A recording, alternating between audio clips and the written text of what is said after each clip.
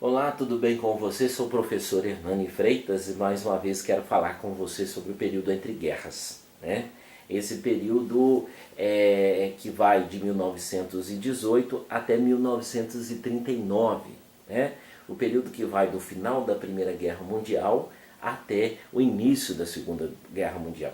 E é importante nós estudarmos os acontecimentos desse período para nós sabermos para nós sabermos e poder entender a história mundial nos anos seguintes, né? Nós temos aí o surgimento do nazifascismo, né, e o período entre guerras, mais uma vez repetindo, 1919 e 1939, o Tratado de Versalhes, faltou uma letrinha lá, né, 1919, que impôs várias sanções e restrições à Alemanha. A Alemanha acaba sendo culpada pela Primeira Guerra Mundial, apesar que a Alemanha não lutou sozinha. Nós temos aí a perda de colônias na África da Alemanha, a entrega da região da Alsácia-Lorena, que era rica em minério, para a França, a limitação do exército alemão e o pagamento de indenização pelas perdas provocadas pelos aliados, né? Nós temos o início do fascismo na Itália, os fascistas ganham força na Itália sob a liderança de Benito Mussolini. Em 1922 ocorre a marcha sobre Roma e os fascistas assumem o poder na Itália.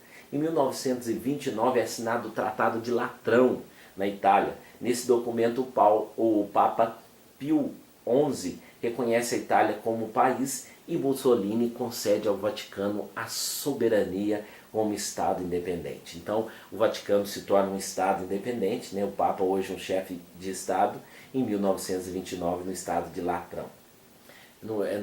É isso no documento de Latrão, né? O surgimento do fascismo e do nazismo. Quais são as características, né? O nazismo na Alemanha com o líder Adolf Hitler, o fascismo na Itália com o líder Mussolini, né? E as principais características desses movimentos totalitários, né? Ou seja, o totalitarismo, quer dizer poder total, o nacionalismo extremado, né? O militarismo muito forte, o culto à força física e a propaganda forte para poder como que eu posso dizer, mostrar a figura, né, a figura deles e demonstrar que os partidos buscariam a solução, né? Tá aí a figura do período entre guerras, né, os regimes políticos centralizados pela forte presença do Estado, geralmente sob o controle de uma única pessoa ou grupo, que governa de forma autoritária. Nós temos o salazarismo em Portugal, o franquismo na Espanha, né, o fascismo na Itália e o nazismo na Alemanha. Em 1929 ocorre a quebra da Bolsa de Valores de Nova York e a crise econômica afeta a economia de vários países do mundo, inclusive a brasileira, né? Nós temos aí a crise de 1929, é uma crise muito difícil de ser vencido porque a superprodução dos Estados Unidos, né? Eles produziam muito, vendiam muito durante o período da guerra, a guerra termina e eles continuam vendendo, né? Eles continuam vendendo muito, quer dizer, eles continuam produzindo muito e vendendo muito pouco. E aí chega um momento, né? Chega um momento que essa crise acontece. A Bolsa de Nova York, de 1920 até 1929, os americanos, iludidos com tamanha prosperidade, compram várias ações em diversas empresas. Até que no dia 24 de outubro de 1929, a pior crise econômica da história do capitalismo aconteceu, né? A superprodução agrícola, formou-se um excedente de produção agrícola nos Estados Unidos, principalmente do trigo, que não encontrava comprador interno ou externamente, diminuição do consumo. A indústria americana cresceu muito, porém o poder aquisitivo da população não acompanhava esse crescimento. Aumentava o número de indústria e diminuía o número de compradores. Em pouco tempo, várias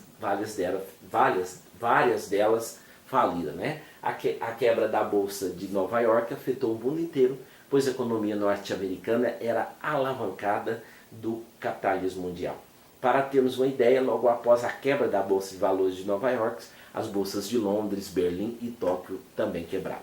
Nas eleições parlamentares de 1930, no Partido Nacional Socialista, nazista, né, torna-se o partido com maior representação no parlamento alemão.